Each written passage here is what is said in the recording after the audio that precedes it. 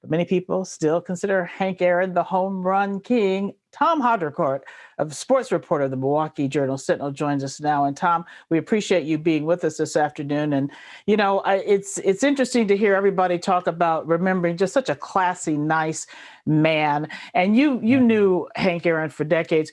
Can you tell us your thoughts on what kind of a man that we missed if we did not happen to know Hank Aaron?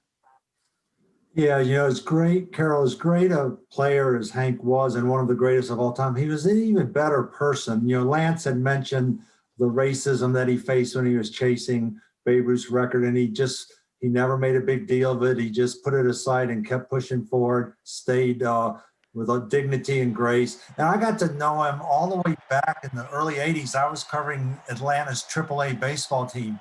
And Hank Aaron was the farm director of the Atlanta Braves at the time, and he would come to Richmond, Virginia to watch the prospects play.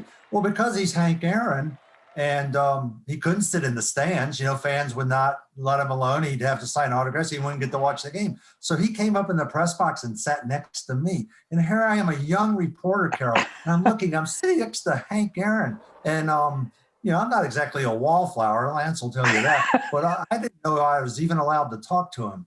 And I started to talk to him, and he was such a nice man. And both me and my wife, who actually worked for the team at the time, got to know him and his wife, Billy, personally and as friends. And that is one of the true privileges of my career.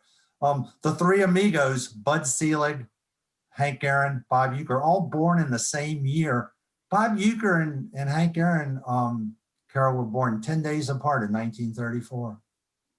These memories are just so incredible. And, in this day and age where we hear so much about people's egos, we don't ever hear anything like that from Hank Aaron. And it's just so great. It's comforting to know. It is. And, he had every right to be a prima donna, right? The all-time home run king, before the steroids era, and everything he had put up with racism and threats and ugly hate mail. He had that right to just get up on a high horse and ride it around, but he refused to do it. Such a nice man. Boy, was he a nice man. And that's what I'll remember him for. And everybody that knew him feels the same way. We were talking, Carol, with Mark Attanasio, the Brewers owner, on a Zoom a little while ago. And he said when he got up this morning and heard the news, it was like being hit in the stomach with a baseball bat. And I think that's the way everybody feels today. Yeah. It's like a punch in the gut. Well, Tom Haudricourt, I could talk to you all day, because what great memories, though, to be able to sit next to him and talk and chat just, like a normal guy. That's just so incredible. I appreciate you joining us this afternoon. And we'll all just say RIP to Hank Aaron, because it's let's remember his greatness. We're sad, but let's remember his greatness, especially as a person.